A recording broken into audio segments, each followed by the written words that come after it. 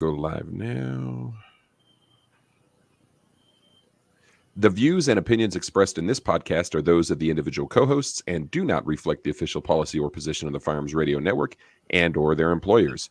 Viewer discretion is advised. This is especially true on live shows. If you like what we're doing and like to help support the show, you go to patreon.com/afteractionproject or throw us a 5-star review anywhere that you're listening to us. That would be much appreciated. Tonight, we're going to continue our multi-part series covering the complete combatants and the modern samurai projects, The Quest. It's a 3-day training event.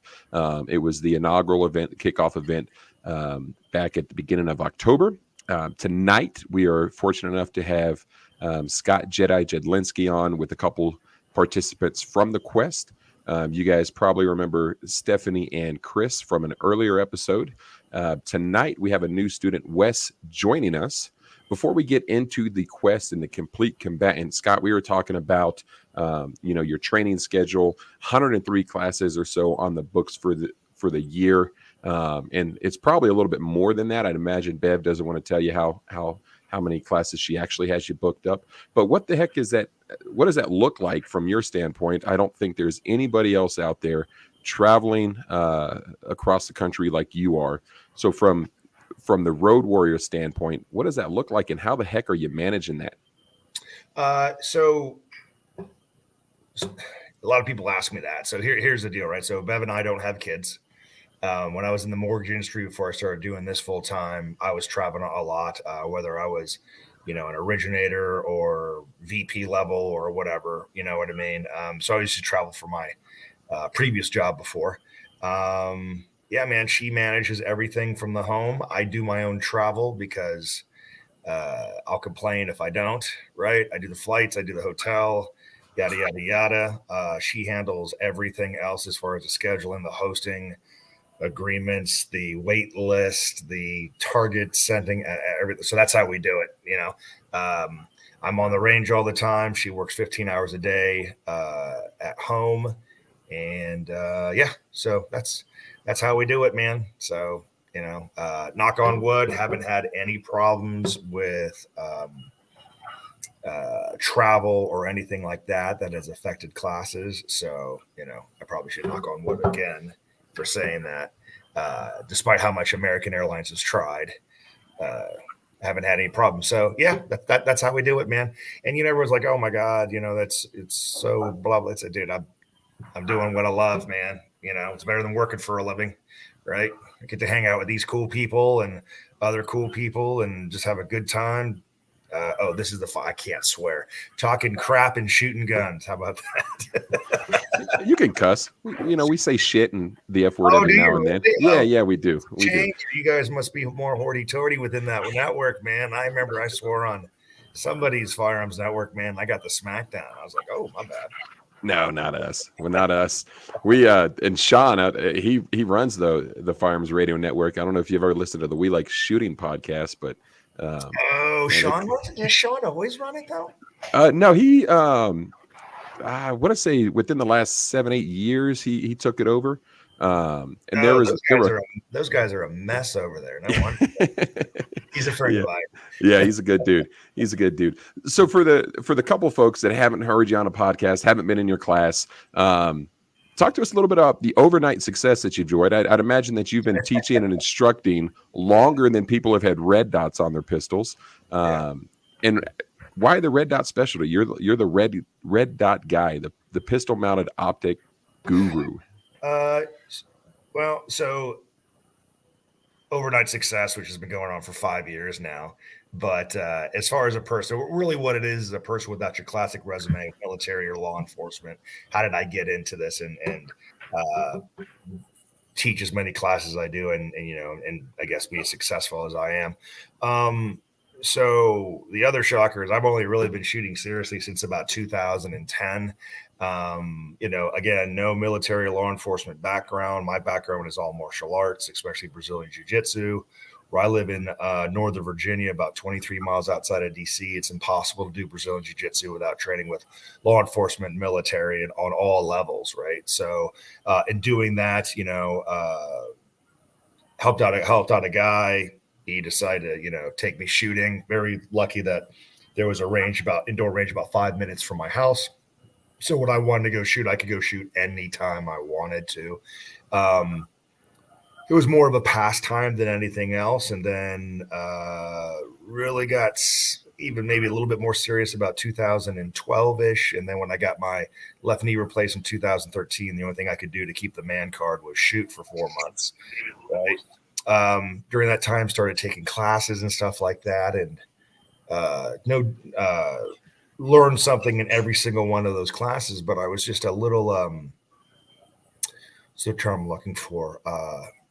Disappointed in that, where I would only come away with maybe one nugget, one half nugget in a 2-day class, where you would go to a 4-hour Brazilian Jiu-Jitsu seminar, which I've been doing since 1996, and take it from a guy who can't even speak English, and your mind is blown, right? So I said, you know what? I'm going to go about a different way. I'm just going to start treating this like I treat Jiu-Jitsu, right? Learn the technique, break down the technique, rep the technique, put it all together, find a standard, and go compete, and then bring it back to the origin, which is, for me, self-defense.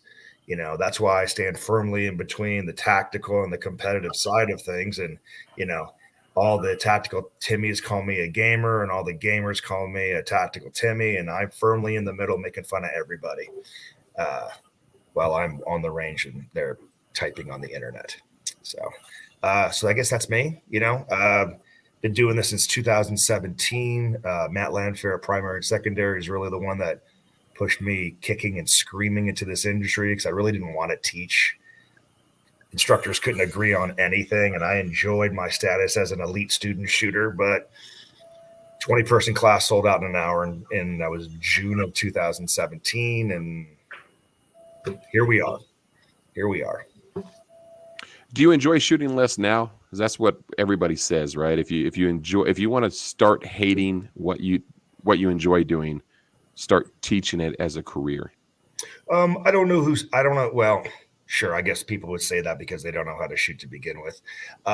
Sorry. I mean, it's true, right? If you don't like to shoot, there's something wrong with you, and go do something less manly like golf or something, right?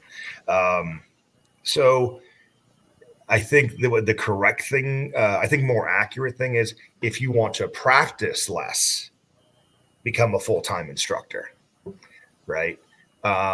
If you are teaching a lot and you're not enjoying it anymore, it means you're not pushing yourself, right? Or you've hit the height of your institutional inertia learning and you don't know how to get better. And that's a shame. Yeah, no, I love to shoot, man. I love to shoot. I love talking about shooting. I love going into the weeds with my other instructor friends about technique. I love arguing with people on the internet that have value to actually debate with and stuff. Now, I love shooting, man. It's like saying, do you get bored of jiu-jitsu? No, man, it's limitless. We're only, especially in pistol shooting, we're only scratching the surface of what can be done.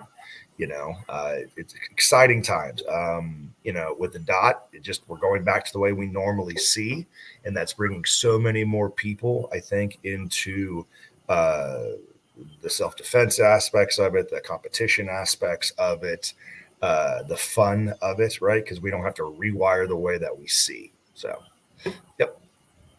I think that answers the question. Sorry if I didn't.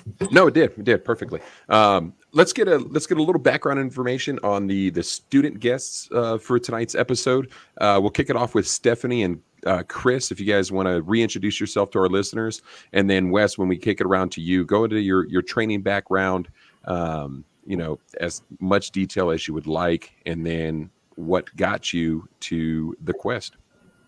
And Stephanie, we'll start off with you. Hey guys, thanks for having me back. I'm Stephanie, 13 years law enforcement. Been shooting since I started law enforcement, but didn't really get good until the past couple of years. Been teaching in law enforcement for the past 4 years, teaching on the private side for the past 2 years. and I'm loving it, man. Just like Jedi said, just because I'm teaching it doesn't mean that I don't love it anymore. Especially after coming back from the 3 day the quest, man, I was on fire. I was ready to do all sorts of things, and still am. So, yeah, happy to be a student, happy to be teaching, and happy to be learning. Chris, Love it. Chris, let's kick it over to you. Cool. My name's Chris. I've been doing the copper thing as well for a little bit less than Stephanie has. Been doing teaching for around I think 18 was roughly when I started doing that.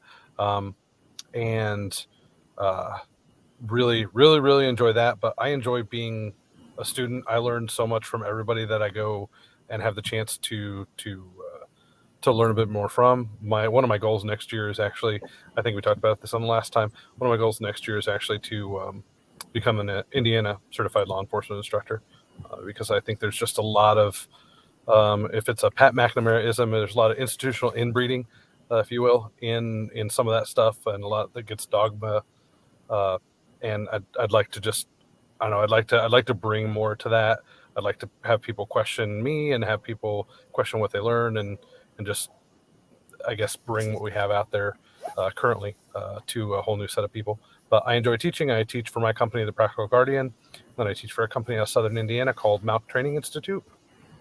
And when I'm not doing the copper thing or teaching, I like to travel. I like to hike. So that's a little bit about me. Beautiful. All right, Wes, you're up. You're in the hot seat. Talk to us a little bit about your training background, and have you trained with Jedi before, and what got you to the quest? Well, I am Wes, Georgia boy, born and raised in Maryland, and spent where I differ is I had no background in anything to do with guns, and I grew up in Maryland, and guns were very taboo. And oh my God, you go to the range for just some target shooting, and you're told you got to keep your receipt from the range with you in case you're pulled over on the way home, just to prove why you have a gun with you. So moving down here to Georgia, where it could not be any more opposite, was opening in itself.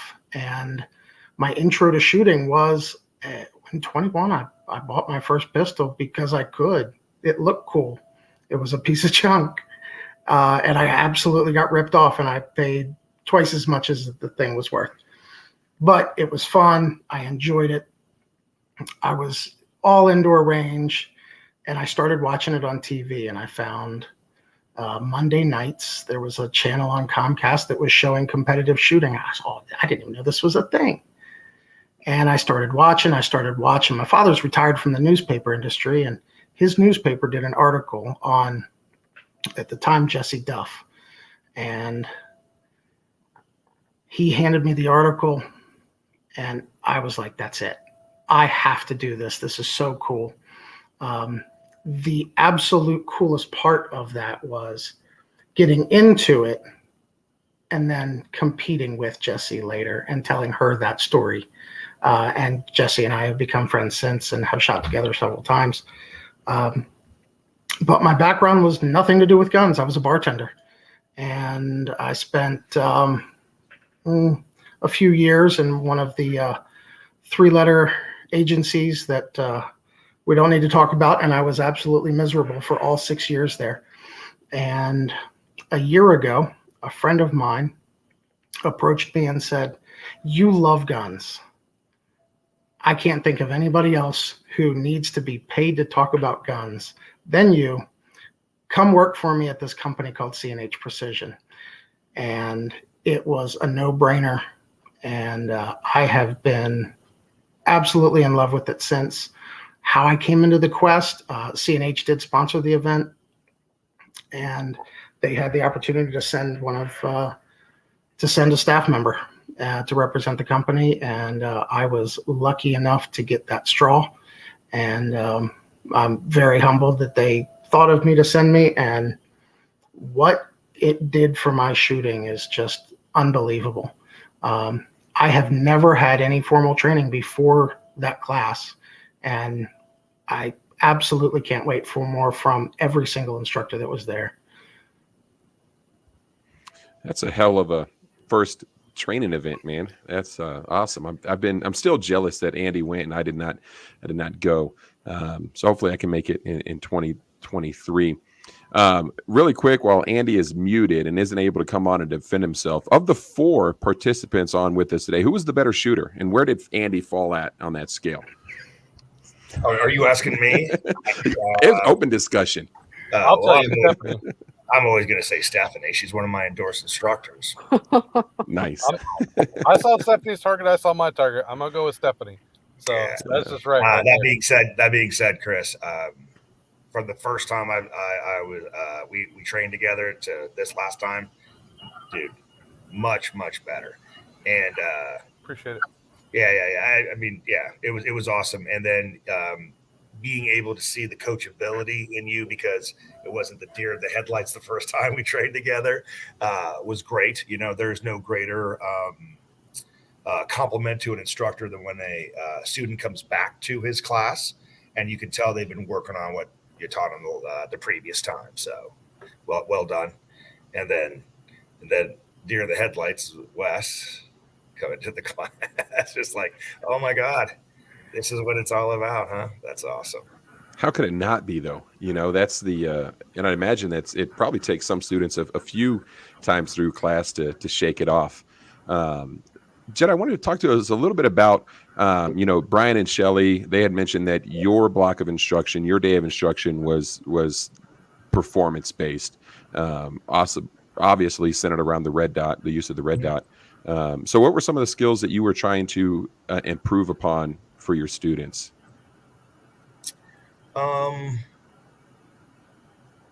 Let's use a different word, replace. A lot of students come with the your classic types of draws, your classic types of marrying of the hands and things. Really what it comes down to is knowing why you do everything, right? And the unfortunate or scary thing with firearms is people do a lot of things and they have no idea why they do those things with their pistol, right? Why do they stand a certain way? When do they marry their hands onto the gun? Where do they marry their hands onto the gun? How to get a good grip? Why the grip that their 6'3" retired Marine guy, why the grip works for him but doesn't work for the 110-pound, lady, and I just show them my way. Again, I tell them that my way is a way, not the way, but we're going to base it on the only 2 metrics that matter: speed and accuracy. The 2 things that people often confuse for metrics are feelings and resumes, right? So my class is basically saying, hey, I don't care what your background is. I don't care how you feel about anything. What's the end result? And the only things that matter are speed and accuracy, right? And to that point, you asked me a question before about shooting getting boring. It's a never-ending hunt on how to get faster and more accurate, right, at the same time. And that hunt is what keeps me going, and that's what keeps me continuing to refine, redefine, and get better so that my students can get better too. So that's basically what the class is about, I guess. Like it. Hey, Wes, I want to kick it over to you for a second. Being a new student in this course, what do you think the biggest obstacle you had to improving your speed and accuracy was coming into this class? Jedi said refine. And changing the muscle memory that I had created. As I said, I was self-taught. So I went to a range and said, well, I think that's how that guy down there is holding it. So I think this is kind of it. And it kind of feels a little weird, but hey, this is what I'm going to do. Because when I had that pistol when I was 21, it was like this, and I was an 80s cop on TV, and yeah, everything. So changing my muscle memory was huge. And when he is standing in front of me, drawing lines on my hands, and that attention, I'm like, oh my God, this makes so much sense. It feels better. The result is obviously better. Everything makes perfect sense. The biggest hurdle so far has been almost 3 weeks since the class now, and shot a match Saturday, was remembering to do it. So Scott, I need you to come back down to Savannah and stand next to me at that starting line and remind me of all these little things. If I could have a recording in my headset right before that buzzer goes off, do this, do that, do that. I found myself the first half second of every stage. Oh, I forgot to stab my gun down before I came up, and just little things that he refined of my grip, my form, my stance, everything. Oh, I forgot to do that. Oh, I forgot to do that. I would have done better. I would have hit that, and I would have. So, recreating that new muscle memory. I hate that word. Sorry. I hate that word. Yeah. It's one of those things, right? All the words don't. Yeah. Talk to us about that. Has been replaced with myelination, and then I got yelled at by a neurosurgeon in Miami saying that's dumb too. Stop saying that word.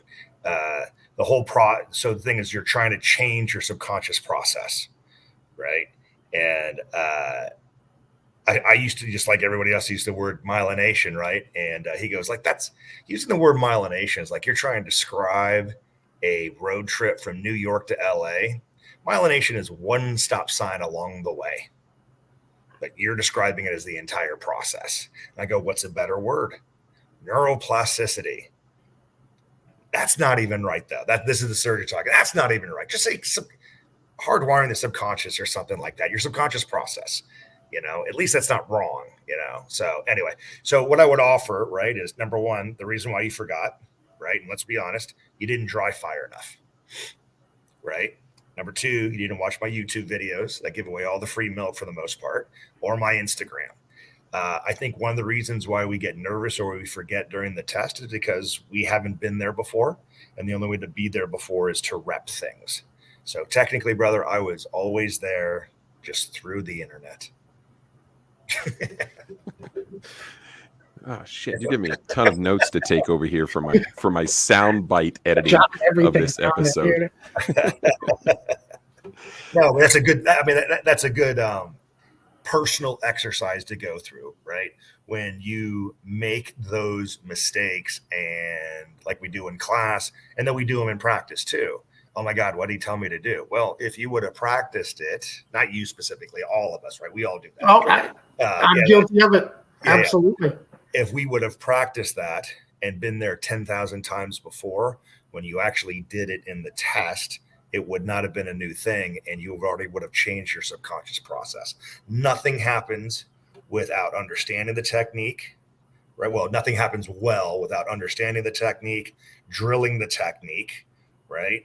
And, sleeping, right? To kind of hone in the technique, and then going and putting it under the test. Nothing good happens unless you do those things. So there you go, buddy. Dry fire, dry fire, dry fire, dry fire, dry fire. Chris, a minute ago we were talking about the deer in the headlights look. So from the first time you took a course with Jedi to the Quest, what were some of the things that you worked on, practice, trained, dry fired to kind of get rid of the deer in the headlights look, so that you were able to improve and become a better student the second go around?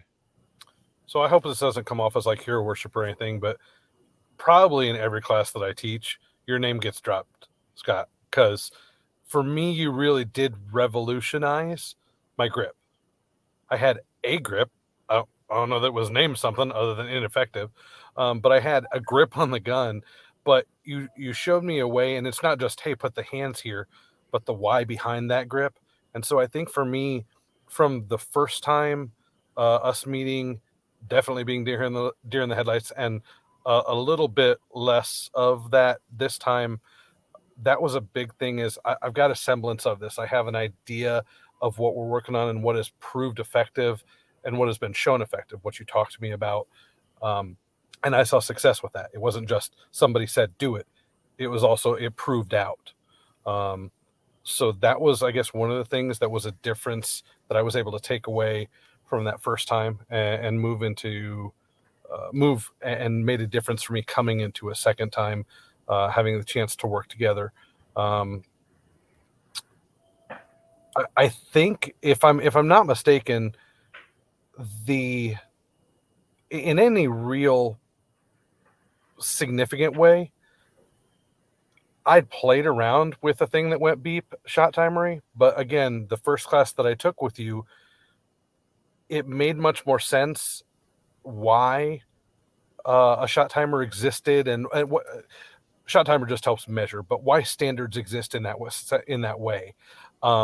And then also, for whatever reason, the sheer terror that first time introduced, like, oh gosh, I hate this. Oh gosh, I hate this. Like nervous as crap and everything else. I don't know if I thought you were going to knife me in the back or something. I don't know. It's just weird. Like, the second time, but so from the first, really sort of introducing and finding that, and sure, I mean, it's not always my friend, but I have a whole lot of different perspective on a go signal, on a start to something now. Shelly talks about that she's just sort of chomping at the bit when there's a go. She's waiting for it. She's ready. She's loaded. And I have much more of an internal connection happiness than I did the first time where I was deer in the headlights and it was just a terrifying thing. So those are a few things that stand out in my mind. Yeah. And that's the difference between the two, right? This is Wes's first class. Yes, you've heard the shot timer before, but not as many times in volume as you did in the 3 days at the Quest, right? So you're not used to it. You don't know what you're quite going to do. You're trying to go through all these things in your head about refinements that the refinements work, but again, you're eating an elephant, right? And the mistake is we try and throw that thing all down at one time. That's not the point. The point, right, is to eat that elephant one bite at a time. And I think the major point that a lot of people lose, or it's not even expressed to them in a class, or the instructor doesn't even know what they're looking for. We as instructors and we as students need to stop demanding perfection, right? That performance anxiety is like, okay, show me all this stuff 30 minutes ago. It's amazing. I got to do it now. No, you don't. You need practice. Doesn't make perfect. Practice makes improvement. And if we're looking into ourselves for improvement and in our students, people are going to get a lot better, a lot quicker, instead of being disappointed all the time because they're not perfect. Yeah, when Wes was talking, I definitely thought of the eating an elephant analogy too, and it's probably because I've taken so many of your classes, Scott. But Wes, for you, one of the things that I tell my law enforcement students is when they start doing like the type of thing you were describing, where I'm trying to apply everything, and now I'm making mistakes, right? So I asked them, I'm like, hey, what's 2 + 2, dude? So it's 4, right? I'm like, what's 2 + 2 + 2? 6. Okay, I'm not a dummy. I'm not that bad at math, right? I'm like, well, what's 2 + 2 + 2 + 63 + 78 + 49 + 73? Oh, fuck, right? You can only do And that's one what thing happens at a as soon as time. that timer goes off. Yeah, exactly. So timer goes off and you're like, I need to shoot this course clean, all A's, and fast. But it's like, dude, as soon as the timer goes off, you need to stab that gun out of the holster. That's what you need to do. All right. Then you need to get to this array and shoot that. Then you need to get to the next array and shoot that. Then if you need to reload, do that, right? But just one thing at a time. So on the beep, get that gun out of the holster and go. All right. Scott, I want to. You teach at TechCon, and I'm sure you've taught at a couple other conferences through the years. What do you think some of the biggest differences or the bigger takeaways for students coming to yours and the Complete Combatants, the 3-day quest or the quest over 3 days? How does that kind of compare and contrast to some of the other conferences that students might consider taking? That's a really broad question. A good question, but a broad question. It is the matter of specificity, right? We are talking about 3 aspects of the same sighting system, right? minus performance, right? Here's the baseline that you can apply, whether it be to a self-defense tactical application or a competitive training, right? The dirty little secret is shooting, right? We can market and label things and stuff like that, but we're just trying to slice things up so people can digest them, right? Where TACCON, you have it's more of a buffet of different trainers to see if you want to go train with them. Really, what TACCON is, and this is not a dig, I don't want it to sound like it's an alumni event, right? This is a reunion for a lot of people, and you just want a taste of different things, right? I would say 90% of the instructors there are TACCON alumni, right? Which, I mean, that's high praise, right? For them, and maybe 10% aren't, right? But Tom and Lynn do an amazing job of bringing people together, and whether it's Red Dot, whether it's competition, whether it's Revolver, whether it's combatives, whether it's the laws of self-defense, it's an amazing event. So the answer is, which one do you want to go to? Man, that's hard. But at the end of the day, if you only have X amount of dollars to go to one thing and you want to just explore everything and have then it's TACCON. If you want to be specific on getting better with the dot and 3 different aspects of it, then you come to ours. Does that make sense? Yeah, absolutely. And that's the, I was really surprised about how much, talking to Andy and Stephanie and Chris, surprised about how much one-on-one instruction was given and received. And we were getting, halfway through our episode with Tim, and somebody had mentioned, oh yeah, well, Scott was the AI.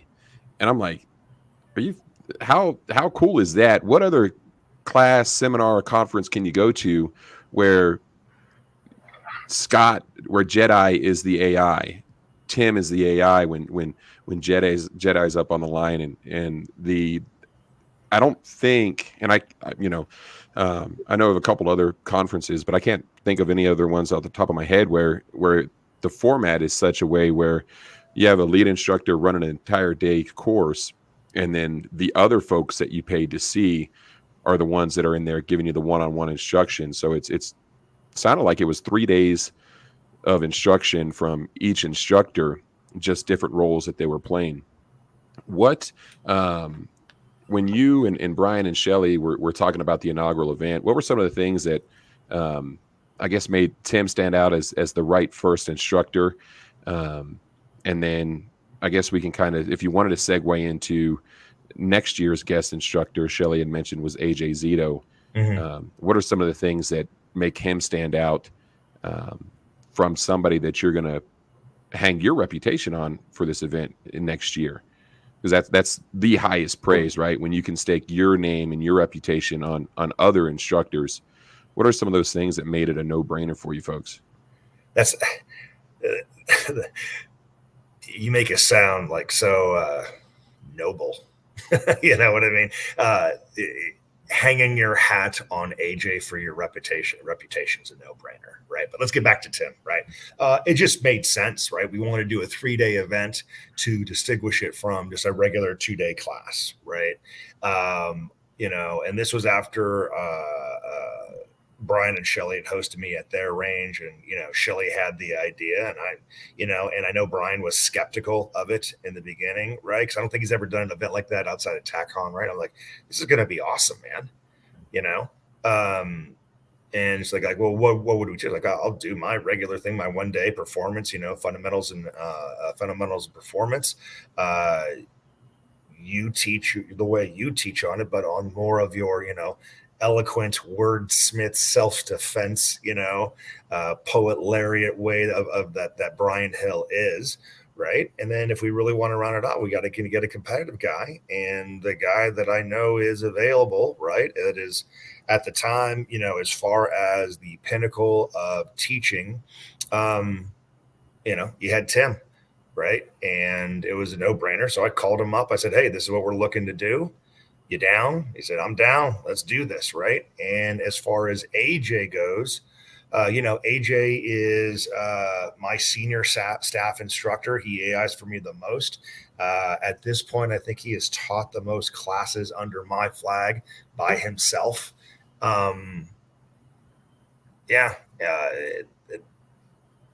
That was also a no-brainer because the world needs to know about AJ Zito, right? And his eloquence and skill and passion for teaching, right? So here's the thing. I'm not staking my reputation on it. If you don't come to it because AJ Zito's teaching there, you're an idiot. Sorry. Get off your ass and let's go. Let's do this. And a huge shout out to AJ. I showed up day 3 with a gun that was not working, and in under 5 minutes, he had the thing completely apart, back together, and working completely fine. So, AJ, thank you, my friend.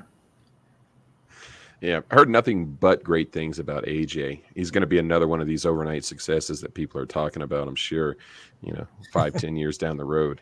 It's like, did you miss all of the work did you miss the 100 classes a year, the 50 classes a year? Wes, talk to us a little bit about that. What was it like on the range as a student when Jedi was up there teaching and you had AJ and the other AIs working with you from a student's perspective? How did these guys dig in to really, I guess, what is the word that I'm trying to put to my thoughts here? How did these other instructors get you to execute on the instruction? So go again. Again, with no formal, never been to a training class before, so I had nothing to compare this to. Since then, videos and just watching these and talking with other people, I have driven a Lamborghini and own a Toyota. So I have now I've experienced what it can be like. So I'm just going to have to keep going back to this every year. And maybe if I can travel and pick them up individually around the country throughout the year as well. But no two people are going to have the same instruction technique, style, verbiage, anything like that. But not once was there a disagreement. Not once was there no, what he said is bullshit. Maybe internally. I mean, they got into it about how to shoot Brian's drill, but that's okay. But everybody did compliment each other very well. No one tried to take over, and no one tried to say, well, yeah, just forget that part. Do it my way. There was none of that. And the way they complimented each other, and if Scott's up here talking to us and AJ's over here refining that with me, and what did we have? 37, 38 students. There were never once did I feel like there's one person lecturing a hallway of people. And at every moment I felt like there was personal attention the entire time, because there was never any given point that an instructor wasn't 1 or 2 arm lengths from us, right behind us on the line and watching and helping. And it was absolutely incredible. And, maybe one person, maybe I don't understand a concept that Scott says, but the way AJ words it makes it click. And they all just feed off of each other so great. Each instructor has their own value. Put them all together, and it's just the class becomes so much more valuable that way. Yeah. It's probably a terrible first training course to take for you, because it is. Outside of the quest, you're gonna take every class and you're gonna be like, what? I was scammed. Well, I mean, you're gonna get Brian's, you're gonna get Tim's, and you're gonna get an AJ's, that individual attention. But individual attention is a rarity in most firearms classes. Ask me how I know. If you take a modern samurai project class, though, you will get a top-notch AI, AJ Zito, any of his other endorsed instructors that do AI for him regularly. So there's an idea. Yeah, I was actually going to kick that off into the next question, and I was going to ask you and Chris, since you've both trained with Jedi before, what does that look like on the range? Because Jedi, you're selling classes out 100 times a year, managing that many students. At the Quest, 36 students on the range. Stephanie, talk to us a little bit about the differences and the similarities between the 1 or 2 day course that you would take with Jedi exclusively and the instruction that you received at the Quest during his block of instruction. Definitely. So imagine that one day at the Quest with Jedi, just getting there's fewer students. There's probably about a third of the students. So you get way more attention, way more reps. You do get that top-notch AI, just like we got at the Quest. And so everything that you got at the Quest, you just get more of in his 2 or 3 day class. So if you liked what you got there, Wes, make sure you take more Modern Samurai Project classes, right? 100%. I would absolutely love to. I want to take my family to go train with Brian. That's awesome, actually, dude. Tim is coming here to Savannah in the spring. And I told my wife and my son, whoever has better behavior between now and then gets to go with me. So we'll say I told Tim that one too. So Tim doesn't know who I'm going to show up with yet. Dude, that's awesome. I absolutely, I want to take my family to train with Brian. I can't wait to go to Tim's class here in the spring, and he's going to be right here 20 minutes from my house. And Scott passes through town from time to time, and I would absolutely love to try and talk him into maybe if he's at 102 a year now, I mean, you're really going to notice one more. Let's throw Savannah. Yeah, dude. Hell yeah. And I will say that going to Scott's classes has made me a better instructor as well. Like you mentioned, I am one of his endorsed instructors. Not only am I learning the thing that he is teaching in that class, but I'm also observing him. I'm observing AJ, the way that they work together, how they're teaching, how they talk, how they present the stuff, and just Scott's methodology as a whole. I have taken that back and applied it in my own law enforcement teaching, my own private teaching, and we do little evaluations after the class. And anybody who, Chris, I think you can attest to this, law enforcement training is just like, they're talking at you as opposed to like talking to you. And then you do your supervised drills, and then everybody tries to get off the range early because you just want your continuing education, right? The reviews that we've gotten for our classes lately just have been phenomenal because my co-instructors and I are trying to implement Scott's methodology where we're showing them, right? And then they're doing it. We're giving them individual feedback. And then we give them the little drills too, just like in Scott's class. It's a mini Modern Samurai Project class. And they have to fill out these evaluations after, and the feedback we're getting is just phenomenal. Like, oh my God, I can't believe they answered all my questions. I can't believe they, gave me individual feedback. I can't believe they, explained it this way or different ways. Just like Wes was just saying, right? Where one instructor couldn't explain it in a way that got through to me, the other instructors did.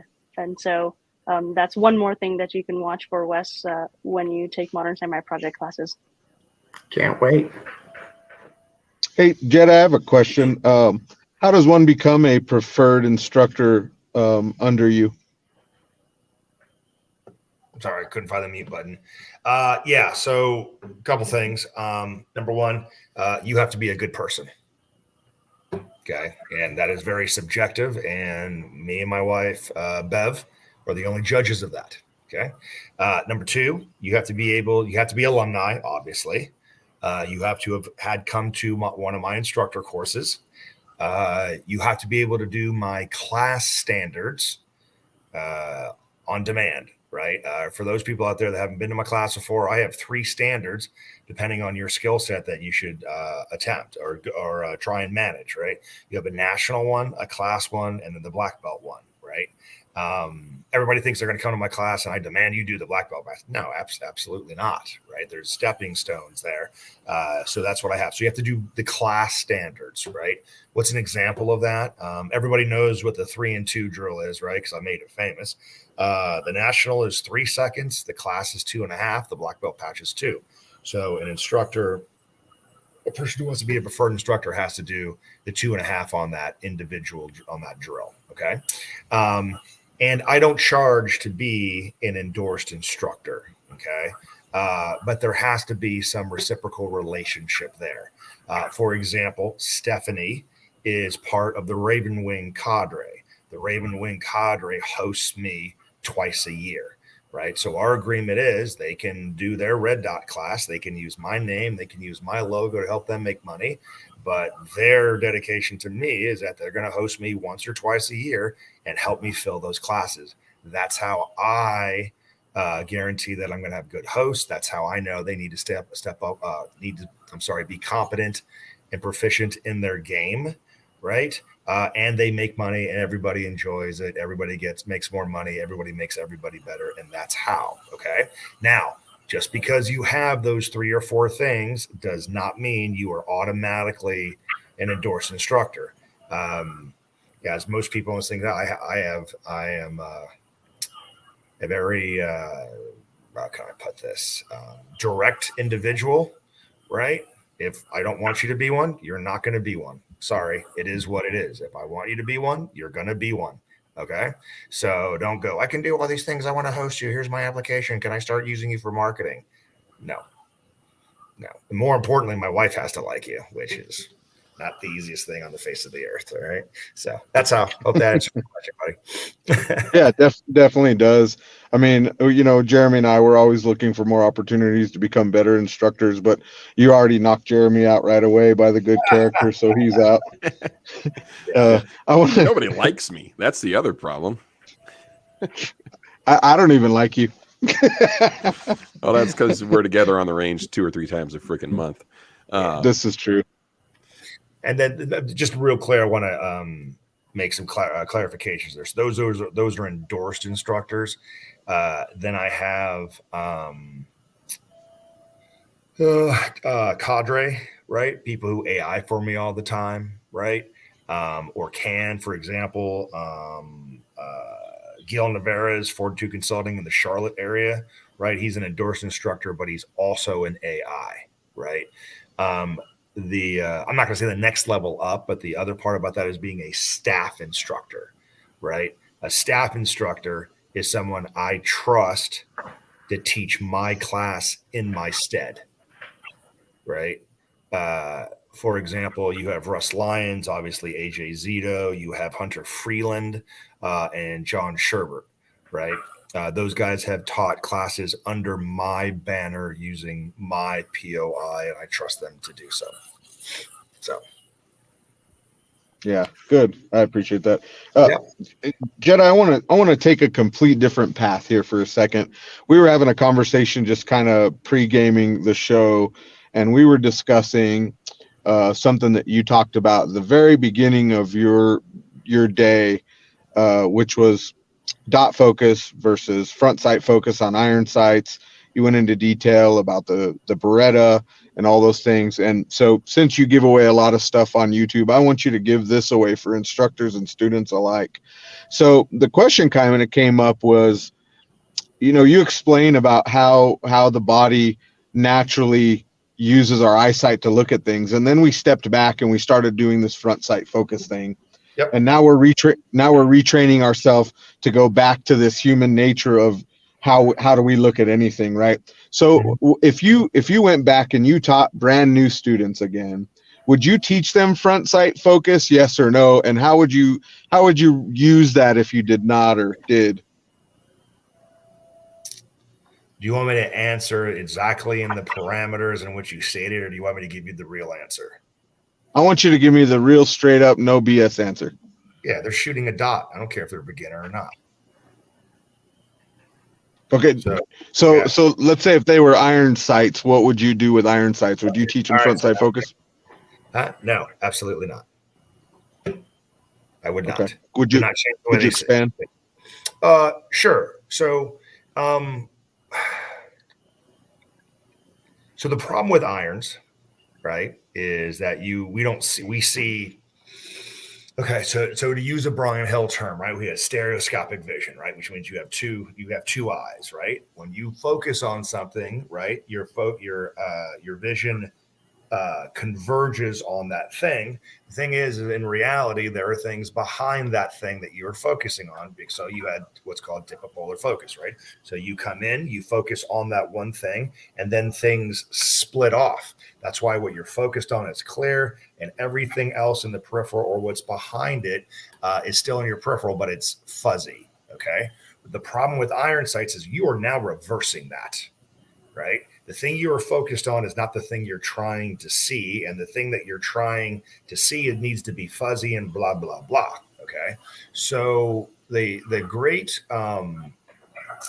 secret amongst the greatest iron sight shooters in the world is that they shoot target focus, right? They explained a little bit differently. They may say soft focus in between the sights and the target, right? For example, in Tim Herron's class, right, he talks about mounting the rear sight, which has made me a better iron sight shooter, right? Not that I do that, but, you know, I may ride a horse one day instead of my car too. You might as well know how to do it, right? Just kidding. Anyway, right, that type of stuff, right? Where you the thing that you are trying to shoot is the thing you are trying to shoot, and to know how much information you need, right, in order to do that, right? Your front sight does not need to be in clear focus all the time. And unfortunately, things like trying to get people out of the academy as soon as possible, trying to get people to the front as soon as possible, like the war front or stuff like that, you have to take certain shortcuts, right? And depending on what you're doing, right, that shortcut might be look at the hard front sight, right, and go from there, right? I am not the best iron sight shooter on the face of the earth. Could I defend my life with them? Sure, I could do that. Absolutely, right? So staying in my lane, I talk to the best iron sight shooters in the world, and they all shoot target focus, right? I will say one thing. If an iron sight shooter is truly target focus, they don't need to cover up the front of their optic. Just something to think about. Does that answer your question? Is that where you wanted me to go with that? Yeah, I think it. Yeah. So we had that discussion a lot, and it's like, well, at what point do you somebody who's never picked up a gun before, how much information are you giving that person on how to line the sights up, and how do they figure that part of the deal out? But I'm kind of in the same vein. I want to talk to you a little bit about. Can I ask you a question real quick though? Yeah. You ever taught a person to drive recently, like a teenager or a friend or anything like that? Like 6 years, I have my son. Your son, right? Teach, yeah. Did you start him off on a manual transmission or an automatic? Oh, yeah, you would start him on automatic. Why didn't you do a manual then?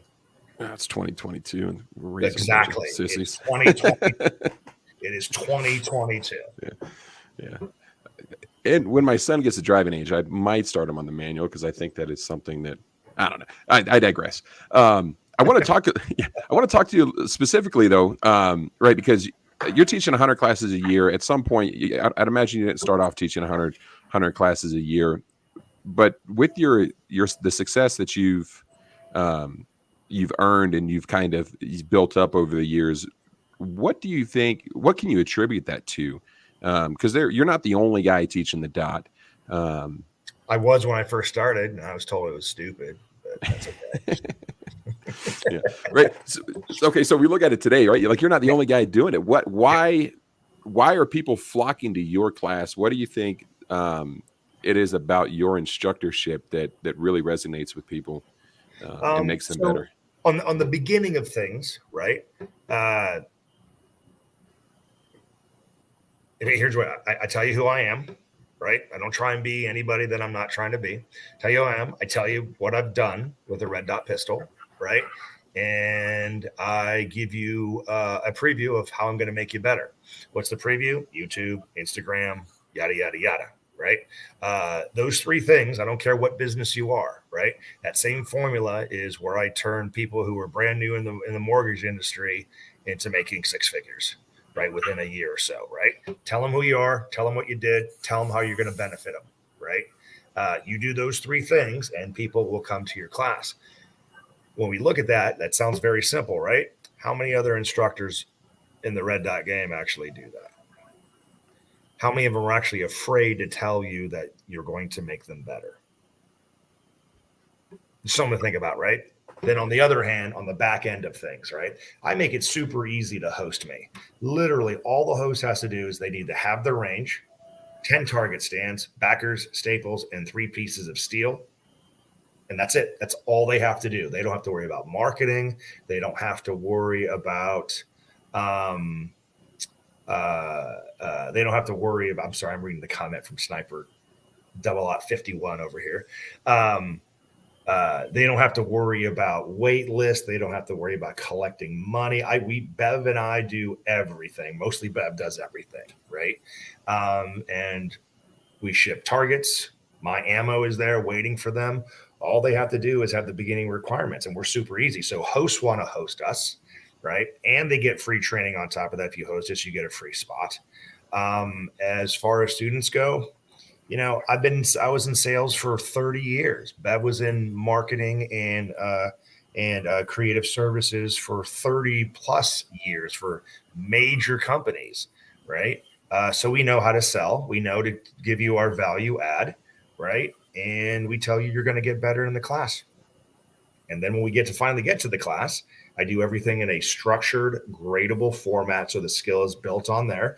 I tell you the why. I demo everything at varying speeds and showing you exactly how to do it. My classes run just like a Brazilian Jiu-Jitsu class, right? I tell you what the thing is. I demo it at varying speeds, telling you every single nuance and detail. Then you rep it and rep it and rep it. And I give you constant feedback all through the class about your technique. And then we put it under pressure. And everybody gets better in a demonstrative metric way on speed and accuracy, right? There you go. And it's really that easy. And it's so much easier because, you know, like I've experienced in the firearms industry, that's not how it works, bro. You're supposed to come to the class, and then after the class, you're not going to get better. You got to go to your grandmother's basement and practice something slowly and smoothly for 10,000 reps. And then all of a sudden speed and accuracy comes by FedEx or UPS. And you got to be there to sign for it or some shit like that, right? No, it doesn't work like that, right? And that's why. So again, I apologize, but I'm passionate about that. I'm passionate about the tens of thousands of dollars I've wasted. Hey, Yosh. There he goes. He goes right behind you. There you go. Stephanie's husband. He's awesome. He said hi. I wasted on training. You know what I mean? And I committed to myself that if I got into this and I did this, it wasn't going to be like that. Everybody was going to get individual attention if they wanted or not, and everyone was going to get better if they wanted to or not. Otherwise, I was going to leave the range that day. So there you go. That's why it's that easy, or it's that hard, because nothing in there is in your department's handbook that you stole when you retired from the department, so you don't know how to do it. So. Hey Jedi, you're known among a few other things, obviously with the dot, but your wave grip and that technique. Mm-hmm. What brought you to the wave grip? What got you there? Yeah, so the genesis of everything I do is I break it down in a jiu-jitsu way, right? You look at people that can do things better than you, and then you look at their grip, and then you look at the explanation of that grip. If they don't have an explanation of their grip, then they're just a performer, not a teacher. There's nothing wrong with that. Right? But you quickly learn in the jiu-jitsu world, there's a difference between performers and professors, right? I have a saying, if you can do it, you're awesome. If you can teach it, you're legend. If you can teach others how to teach it, you're immortal, right? So within that mindset, I started looking. And then the person that I found that had the best explanation of how he builds his grip was Mike Seeklander, right? He called his the Judy chop, which was half joking, half not joking, but it was a way to describe it, and a lot of people did it, right? The other person was my buddy Rob Vogel, right? The problem with Rob Vogel, and we and I have talked about this, is that Rob is a superhuman, okay? He could close a Captain's of Crush number 3 cold. If you have that much hand strength, you can hold the gun however you want to. And that's why the only person that does Bob Vogel's grip is Bob Vogel, right? Where I think Mike had a much more, while veiled in humor with the Judy chop, had a great way of explaining it. And in the beginning of when I first started teaching, probably for the first 2 years, I gave him credit for my grip. But then AJ goes, bro, you don't really do the Judy chop. I go, yeah, I do. He's like, no, bro, he chops. You more or less roll, right? And I go, yeah, you're pretty much right. And he's like, well, can you explain that to me? It's like, as I come up, dude, I roll, and then as I'm doing it, dude, my support hand thumb kind of works like a wave as I push up and slightly back to keep my palms together. He's like, yeah, dude, why don't you call it that and not the Judy chop? Because that's not what you do. And you're confusing people with that, trying to give Mike credit for something that's not what you do. And I'm like, huh, okay. And I think that whole thing of the wave, and by the way, the wave is not a dot finding technique.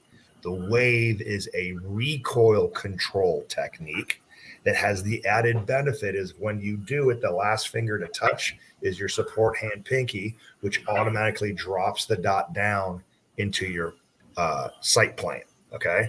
Stop people saying that it's a dot finding method. It's not. It's a grip building method. But when you have the proper grip, the dot will align with your eyesight. Right. So that's where it came from.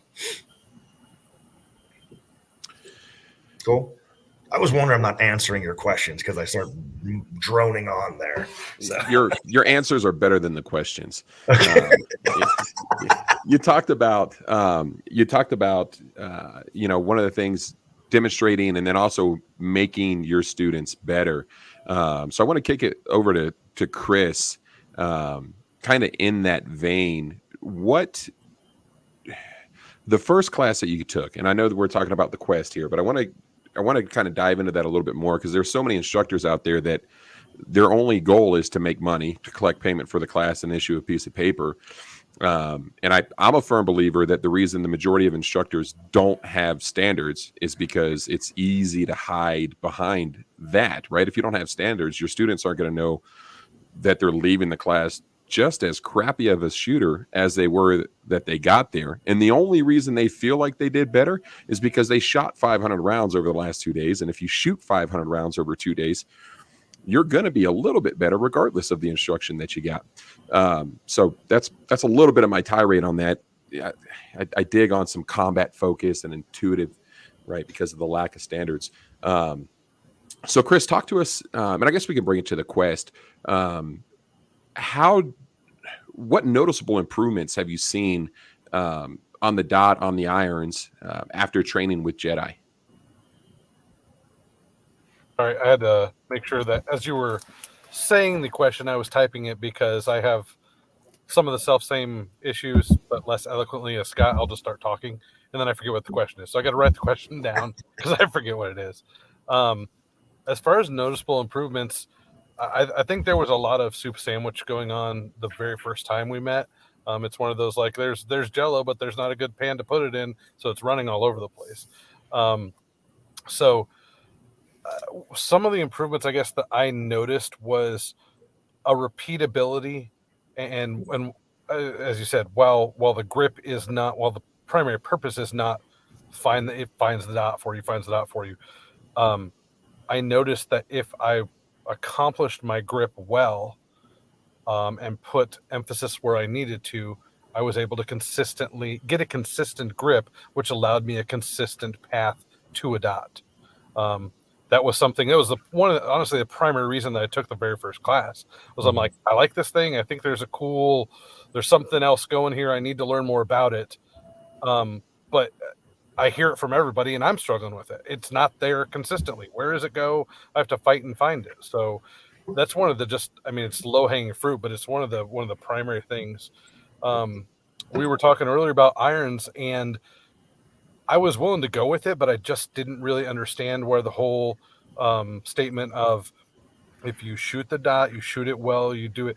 The dot, practicing shooting with a dot will make you better with irons. The reverse not being true. Mm-hmm. And I was like, again, we had that statement, and I said, okay, I'll take it in my head, but I don't fully understand it. And within the next week, 2 weeks, the agency that I work for, we don't have dots yet. So it's still bumpy things on the top, right? It's still mm-hmm. iron. And I was doing some dry practice from my duty rig going, holy crap. What is it? Oh, there's that's what it is. Okay. Mm-hmm. So I just saw improvement on accomplishing irons. And honestly, it took me a little bit past that, like probably another few weeks, because maybe I'm slow, possible, to realize it is exactly what, it's not just that it's making me better. It's because exactly what we talked about earlier in this podcast. It's transitioning me from a mindset of focus hard on that thing to you're using it in roughly the same way you're using the dot. And that works very well. It accomplishes what you need to very well when you put everything together sufficiently. Those are a few noticeable improvements that I had. I'm fine to out myself because I think we're always growing as instructors. Especially when I first started, I was that guy who didn't demo a whole lot of different things. Because I lacked some of the confidence that I needed to, and I feel horrible. I would apologize to some of my past students because there was a disservice there.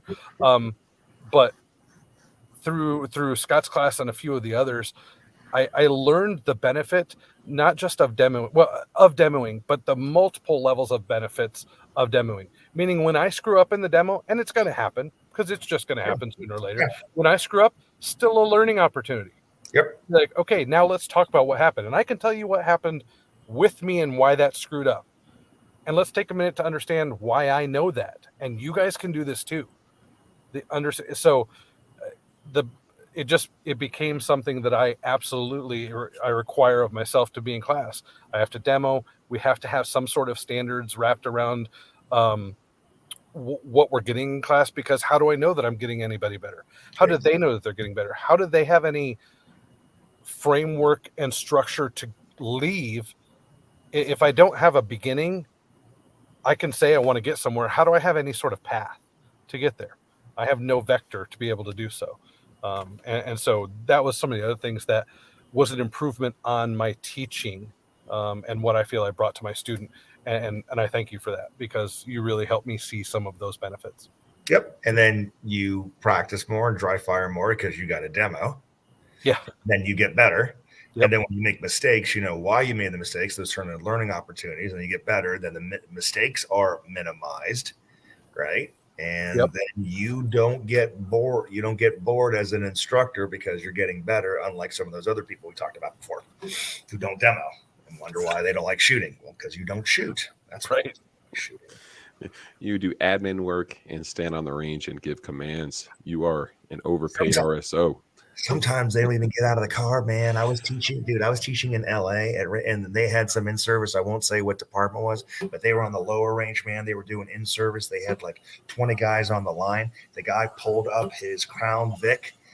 He called all the commands over the PA, over his PA. That's what you call it, right? What do you call it? What do you call it, guys? When a Crown Vic, what do you call it? Yeah, it's a PA. A PA. Okay, PA, and then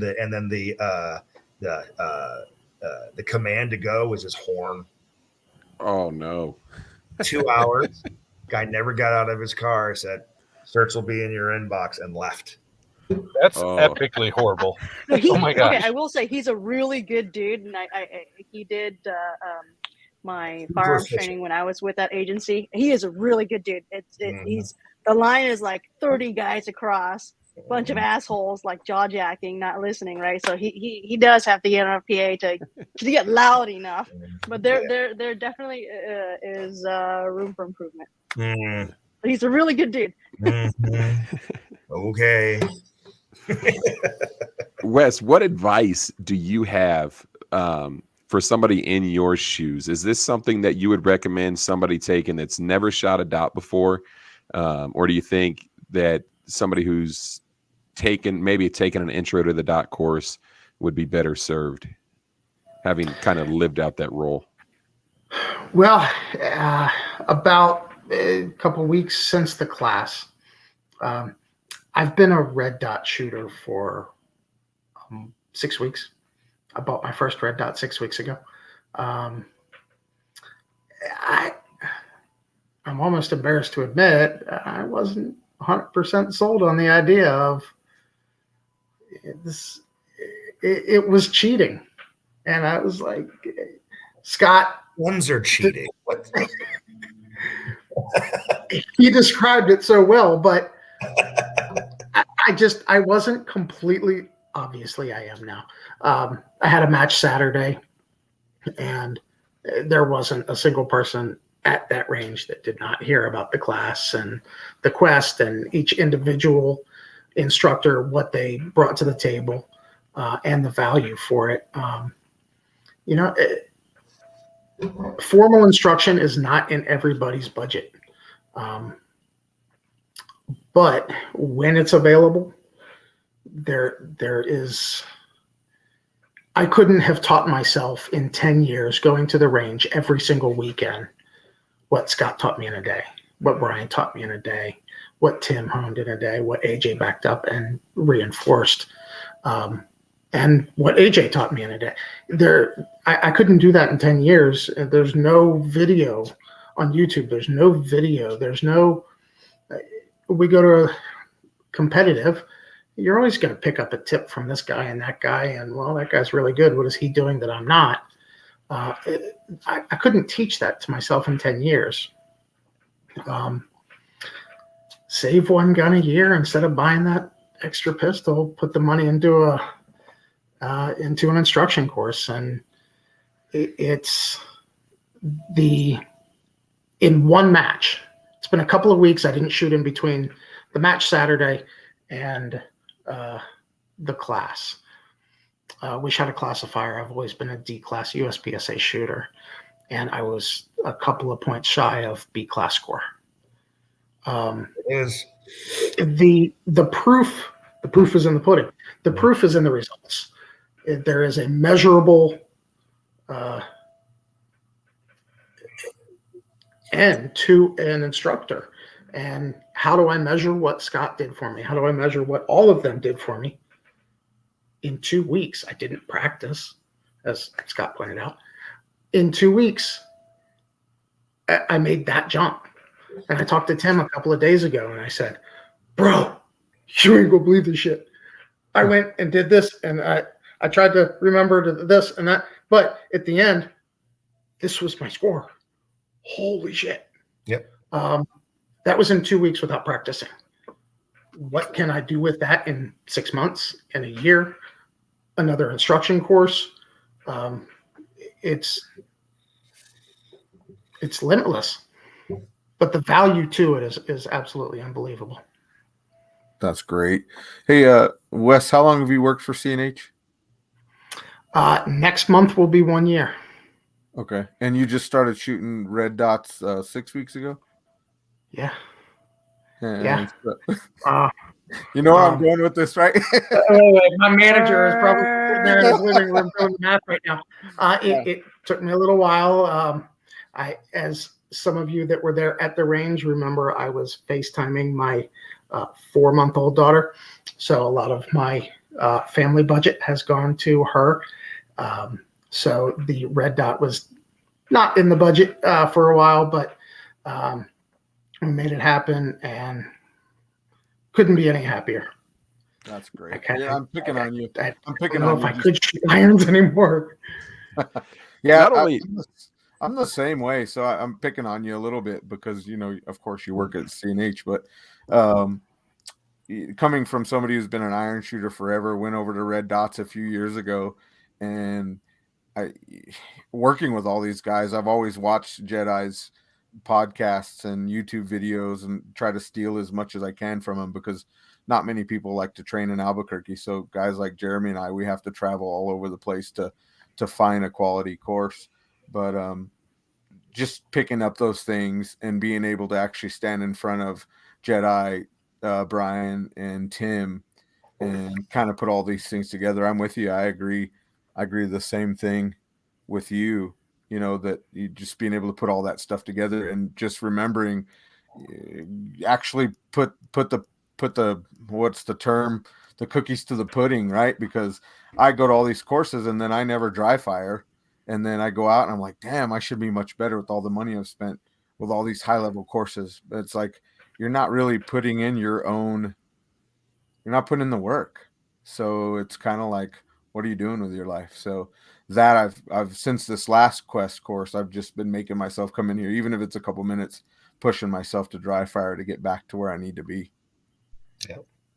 Yeah, not only are you not putting in the work, but if you are putting in the work, are you putting it in properly, the correct way, right? So I don't know if you guys know who Drew Estelle is from Bear Solutions. One of the things that I got from him that stuck with me all these years, and I use it all the time: repeatable processes produce predictable results. So if you're always doing the same thing, the result should be the same, right? And that was a really big mindset changer for me, right? But I was nowhere near. I didn't get the level of improvement that I have now until I went to Scott's class. Why? Because Scott works on technique, right? Efficiency comes from technique. When you can do a efficient technique consistently, then you will see that the results improve, right? And one of the things that I thought of, Wes, when you were talking, was the military uses was it SMART goals? So specific, like what you're going to improve on, how I'm going to help you improve. Measurable, like this is speed and accuracy, shot timer, how you did at the beginning of the class, how you did at the end, right? And then it's what assignable. So who's going to do it? You. Realistic, absolutely. And then time related. So by the end of class. Right. So everything that you've learned, you're able to dial in Scott's technique or what he's teaching you in that class. And because you're able to ingrain it in the way that he teaches you and stacks the learning points, 2 weeks later, you're shooting a match, right? You haven't practiced, but you've dialed in that technique and you're seeing just loads of improvement. Now imagine if you did, right? So yeah, another class I would recommend for you is Tim and AJ's Train for Mastery, right? So you've got that technique down, you're working on it. Okay, now how do I train on my own? How do I record my own improvement over time? Yep. Man, I feel like we have. I just told Andy, I was like, man, I feel like we have another hour or two left of great conversation in here. But I know, Scott, you're a couple hours ahead of us, and don't worry about it. All right, cool. So I did want to talk about. I wanted to get to Wes's point, and kind of to Andy's point as well. It's not just I think we've seen a huge increase in red dot users, but a couple of years ago, if it wasn't an RMR was the only reliable dot available, right? Correct me if I'm wrong, Jedi, but I feel like in the last 6 months to a year, the reliable red dots that are available on the market has it's exploded. Where do you think we are on that curve? Do you feel like, as many red dots as you see coming through your courses, do you feel like there's still a ton of improvement in the technology for red dots outside of battery life? That depends on which one you're talking about. I'm happy to give my pecking order. Dots. Yeah, your pecking order would be awesome. Yeah, the number one spot, right, is shared by 4 Optics. The Acro P2, not the P1. Nobody cares about your 6-week battery life, right? The Steiner MPS, the Holosun 509T, and the Trijicon SRO. Okay. The first 3 are closed emitters. Closed emitters because of the squarish shape. The square shape doesn't help you find the dot. If you can't find the dot, it's because your presentation sucks. The shape of the thing's not going to help you, right? But the actual square shape of them, for example, on the Steiner and the Acro, allows the window to be lower, so you can actually get away with stock irons, giving you more perceived window space, right? And the true closed emitters have the nitrogen purging, which makes it fog resistant, which is more of a thing you should be worried about, right?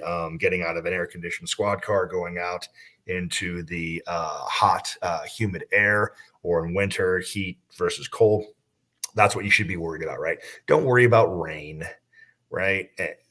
I have taught probably over the last 3 years, probably close to over 1,000 LE. You know how many OISs in the rain with a pistol at a distance where sights mattered? Every time I ask in the class, you can ask these guys, I ask this in every class, zero, because criminals are lazy and they don't shoot in the and they don't do work in the rain. All right, so move on. So those, right? All rock steady, acro, most expensive, great glass, great dot, easy adjustments. Why would you buy that? It's the most expensive because you're an Aimpoint fanboy. Now that has a 2032 battery, it's a real Aimpoint. Steiner MPS, the newest one out there, great glass, great windows, top loading outside battery, yada, yada, yada. Make sure you get a Steiner specific plate. If you use an acro plate, it's going to walk the zero. Okay. The Holosun 509T, just as durable as the other two, the least expensive, most features and benefits. Why wouldn't you buy that? Because you don't like that Chinesium crap. Get over it. Anyway, moving on. And then finally, the Trijicon SRO, right? Make no mistake, the Trijicon SRO is the best optic on the face of the planet for performance. Right. As a word to the wise, all you civilians running out there trying to be Aaron Cowan fanboys, and Aaron's a very good friend of mine, but all you are running out there going, duty grade, duty grade, duty grade. Stop doing that. You sound like an idiot. Because who you're trying to emulate, you think you're putting yourself in the same shoes as military and law enforcement. Do you know who never says, "Oh, this is not duty grade"? Military and law enforcement, because they shoot what's given to them. Right. So stop doing that dumb shit. Anyway, moving on. But yeah, make no mistake, I mean, if you drop your gun a lot, then don't use the SRO and do something else like golf or something. I don't know.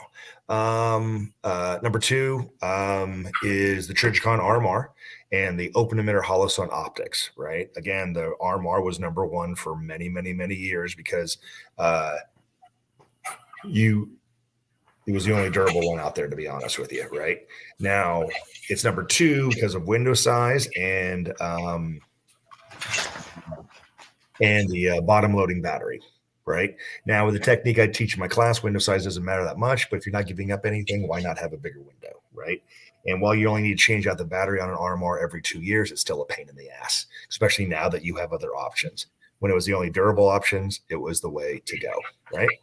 And then the Holosun open emitter optics, only because of the curved housing, it gives you less perceived window size, right? But I'm talking like, actually it should be like, these are number one, these are number 1.5, right? Number three is the Delta Point Pro, been around the second longest. A lot of good teams out there doing good work with it. I've never had good luck with the Delta Point Pro. I've got 3 of them where there's like a 60 MOA pink square around the dot. Nobody can tell me why that happens. A lot of good people doing amazing work with the Delta Point Pro. I just haven't had good luck with it, so that's why it's number 3. Everything else is the also ran. The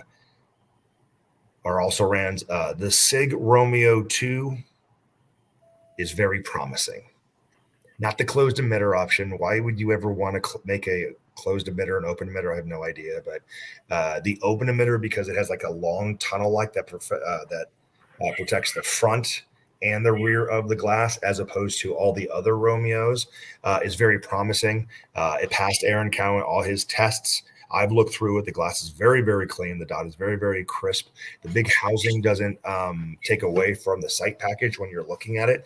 I'm very, very excited about the SIG Romeo 2. All the other SIG Romeos, all the other SIG optics are garbage. Sorry, SIG. I love you. That's why I teach at your academy once a year. But the rest of them are hot garbage. Get rid of them. The SIG Zero is the worst. They can't even make it through TD1 in my class, right? It's hot garbage. The Shield RMS, hot garbage. What else is out there? Burris and Bushnell, hobby grade. Put it on your Cricket 22. Go shoot field mice. Who else is out there? Swamp Fox. I will say this about Swamp Fox, right? People think I'm going to hate on it. I hate the name. That's all I hate, really, to be honest with you. What a Revolutionary War Hero has to do with your Chinese optic, I have no idea, but whatever.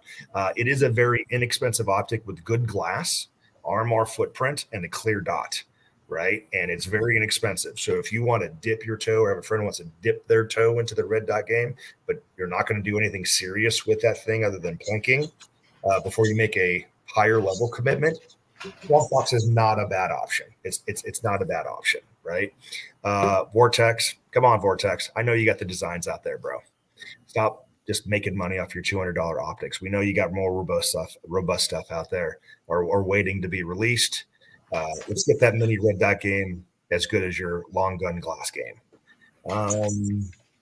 But yeah, I think that's about it. Did I miss any? I don't think I missed any. I think you nailed most of them. You probably hurt Jeremy's feelings about the Shield RMS. Oh, what are you rocking, Jeremy? Oh, I have a 507K now, but there for a while I did have a RMSC on this. Ugh. I know, and I took it to a class. Oh, did you lose the Allen wrench?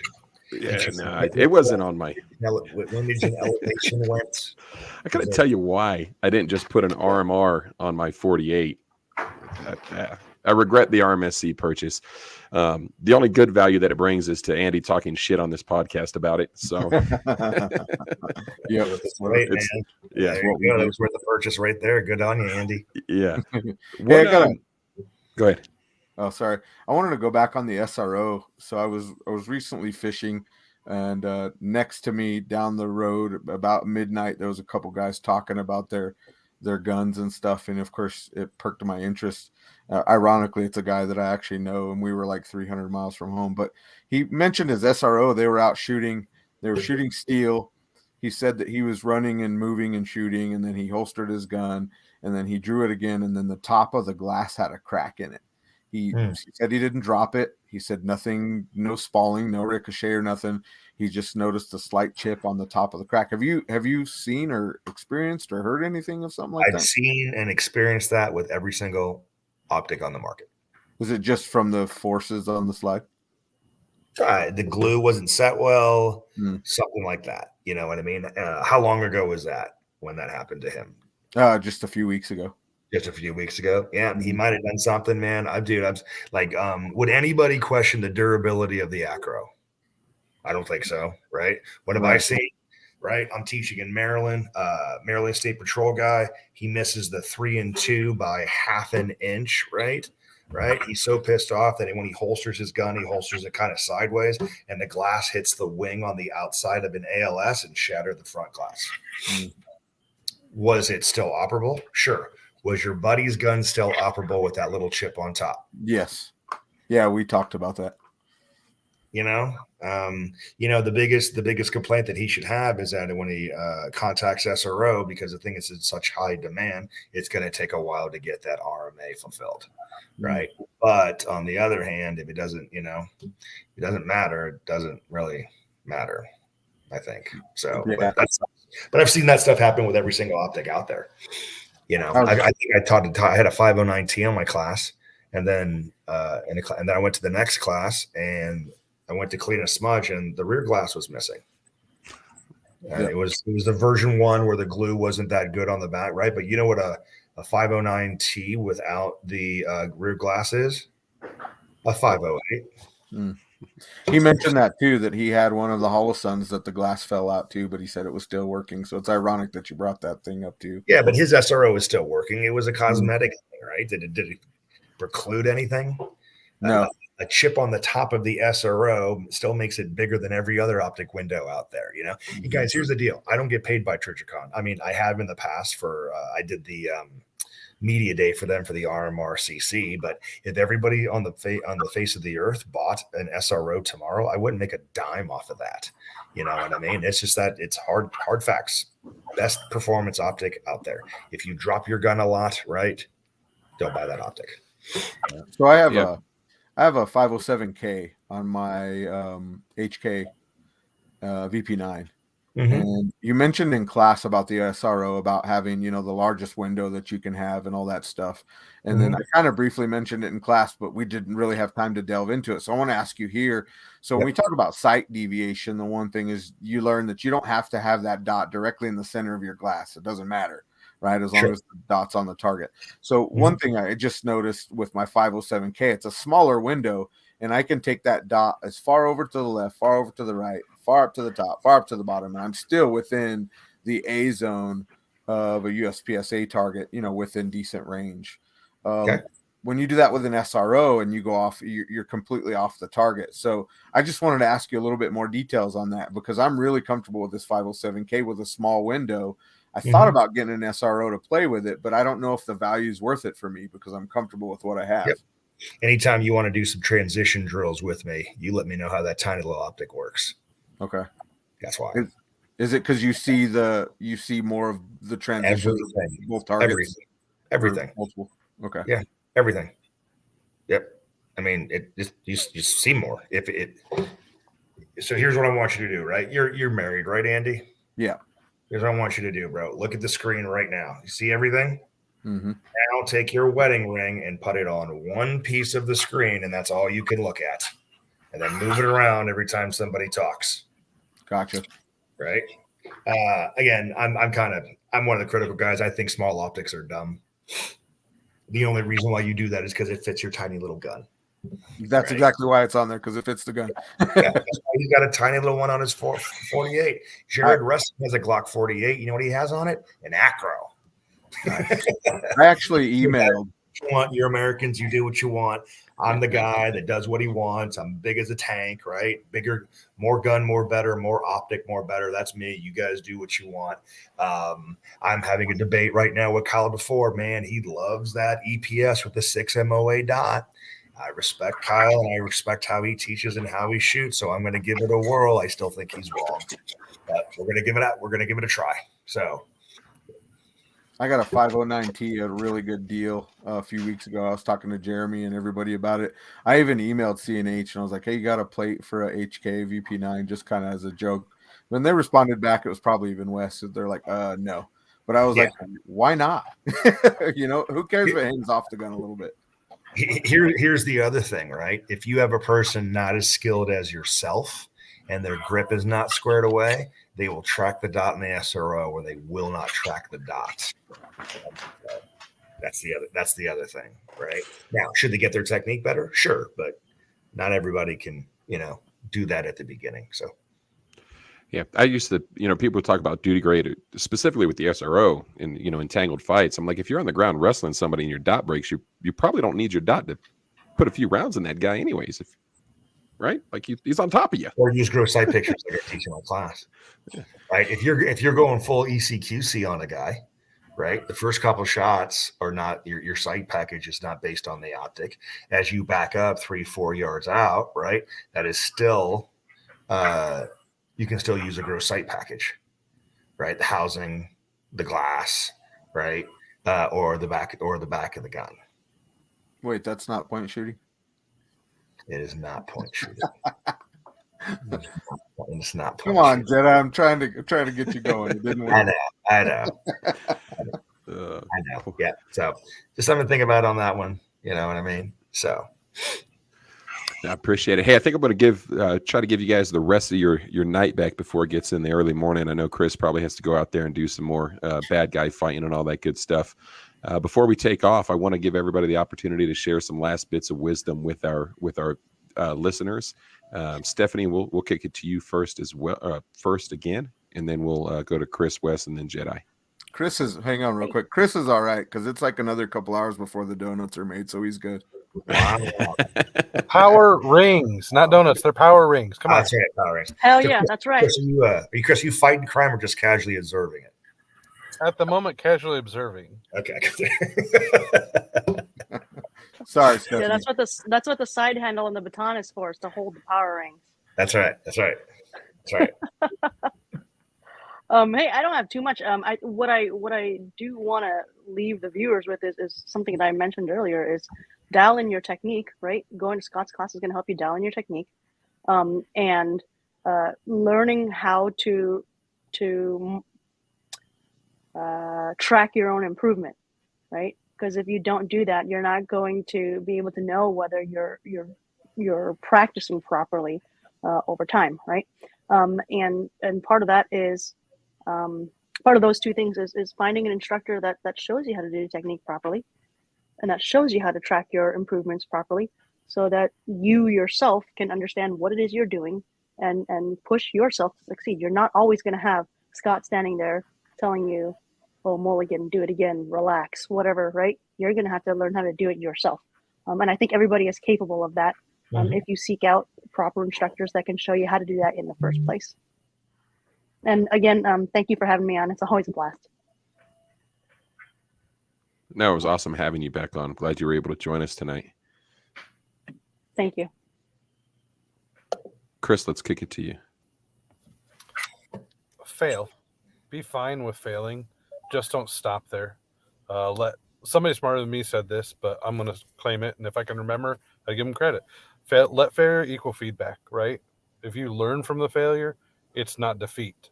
So keep failing, keep pushing, keep finding new things that are just out of your grasp that you can work towards.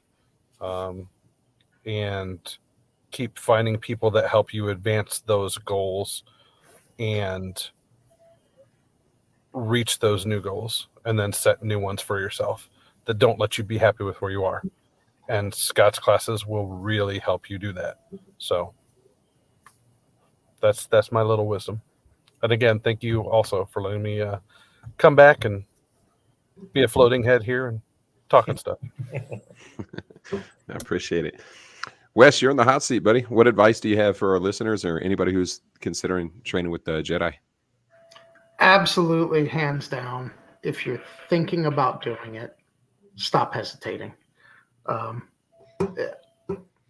It's not available for everybody. Maybe it's not in the budget. Find a way to make it work.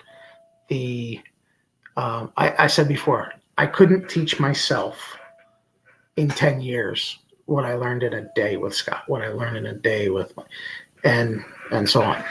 He doesn't just teach it. He turns around and does it right in front of me, and I could see it. Thank you, Scott. The knowledge, everything you shared, incredibly valuable. I had a ton of fun. I made some great new friendships. And I went from D class to B class in 2 weeks without practicing. I mean, that is your credit. That is Tim's credit. That is Brian's credit.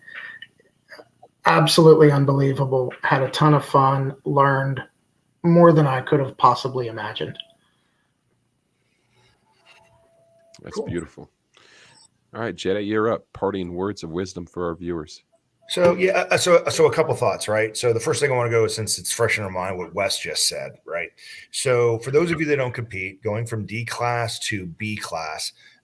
So D class on the classifiers is anywhere from 0 to 40%. C class is 40 to 60%, and then B class is 60 to 70%, or something like that, right? Yeah. 64.9, right? Do you remember what your percentage was on that classifier where you got the B class level? It was 2 or 3 points shy of B class. Okay, so you progressed at the very least 20%, right? So let's think about in your everyday lives, right? Most of us are not law enforcement, things of that nature. We have something that is tied to some sort of selling in a capitalistic market, right? Some sort of production, something like that, right? If you went to your boss and said, right now I can bring an incremental income of an increase of 20%, and it's only going to take basically 2 or 3 days to develop this plan and implement it. We don't even need to practice it when it's done, and you're going to have a 20% increase. Would your boss do that? 100%.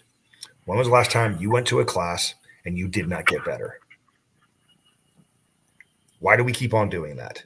Stop doing that. Just stop doing that, okay? And the easiest way to do it is ask the instructor, am I going to get better in your class? And if they hesitate, move on. Save your money for something else, right? That is what I am passionate about, because, again, I wasted so much money in training. It's unbelievable, right? It wasn't even training. It was ballistic masturbation, right? Can I say that on the Firearms Network? That word, the N word? Anyway, yeah. I just did. Anyway, beep. Moving on there. My own notes. Again, guys, here's the thing. Demand to get better. And demanding to get better doesn't stop with the class. It stops. It starts and stops with you, right? Have clear goals. Right? Know why you're their goal. Why are they your goals? Right? I want to get a 1 second draw. Why? For Instagram? If that's what it is, that's a shallow reason. If it's to build up a surplus of skill, right? So that any challenge that you meet, right, in the test, you're going to have that surplus of skill to accomplish and to accomplish what you need to accomplish, right? That's why you want to keep on getting better and things of that nature. Find instructors, right? Not just me, right? Obviously, we have Brian Hill, we have Tim Herron, we have AJ Zito, you got Donovan Moore, you've got Fabio Spinella, all the Raven Wing guys. The list goes on and on and on and on about people that are going to make you better and have their methodology in doing that, right? It's not all the same. Right? Tim and I argue all the time about stance, right? He can't rely on stance because he's the size of an elf. It is what it is, guys. It is. No, I'm kidding. I love you, bro. Anyway, right? And don't be tied to any one instructor, right? I think I have a pretty good methodology. I think I proved that out based on speed and accuracy, and I give you all the details. But my way is only a way. There might be something else. I will tell you, in the past couple of years, man, Donovan Moore has changed my mind about the importance of trigger control. Right now, I had good trigger presses before, but he's taken it to the next level. You know what I mean? And if you're not open-minded, that's when you get stagnant. If your instructor is not open-minded, you're not going to get better in his or her class. If you're stagnant, you're not going to get better. And then just go do something worth nothing like golf or something like that. Anyway, all the golfers aren't coming to my class anymore. I guess that's good. Right? But again, guys, I would really love to train with every single one of you. Couple ways you can remind yourself if you're an alumni or you want to see what it is. A couple videos out there. Garantham's video that he did in my class, James Yeager's video, God rest his soul, that he did in my class, and then Jimmy Rodriguez, Jim's Goon Life, did a 5-part series about my 3-day class. And if you really want to do it, sorry for the capitalism, I just started my subscriber feature on Instagram, where you guys are going to get exclusive only content. I sound just like Bob Barker on The Price is Right, but that's how you're going to get better. Anyway, that's my spiel. Sorry. No apologies needed. To harp on that point, if you're looking at taking a class and if they don't have standards that they're going to hold you to, they're not holding themselves to any standards. So that instructor probably can't teach you worth the shit. Andy, parting advice for our listeners. Man, everybody's wrapped it up so good. One thing that I also got during the quest under Jedi's day was a cool samurai patch. So I'm gonna turn this into a T-shirt and say I took a Jedi class and all I got was this stupid patch. That's right. But that and $5 will get you a cup of coffee, man. I'm just telling you. $20 is $20, right? Hell yeah. Yeah. No. I have to say that patch, though. Earlier, I said Scott wasn't right behind me, telling me what to correct again and what I was doing wrong. He is in that patch because he told me. He said, yep. I was actually there. I'm up here. Yeah. That patch is now my reminder. I'm gonna turn around. That is on my range bag. Yeah, what I don't tell most people though is that patch is there. The red eye that is supposed to symbolize the dot actually has a microchip in there. So that every time you go out to practice and you pin and reset the trigger, it's actually going to blow your head off. So stop doing it. That's awesome. I was actually staring at this patch when I was sitting here and I saw the red eye and I was like, oh shit, that's cool.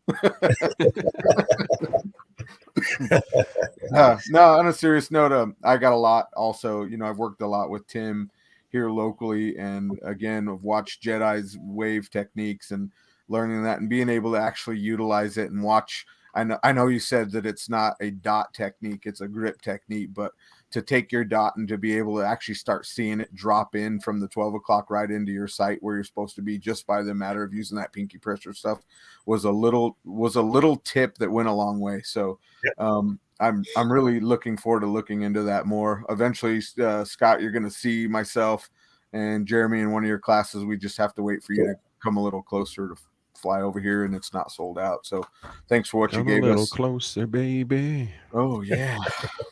Feel like laying you down. Yeah, absolutely. Yeah, well, that's what I do, right? And I always let everybody give the advice because I don't have any good advice. Just remember, it's your life, it's your safety and protection. It's your responsibility. Y'all stay safe, and we'll see you next time.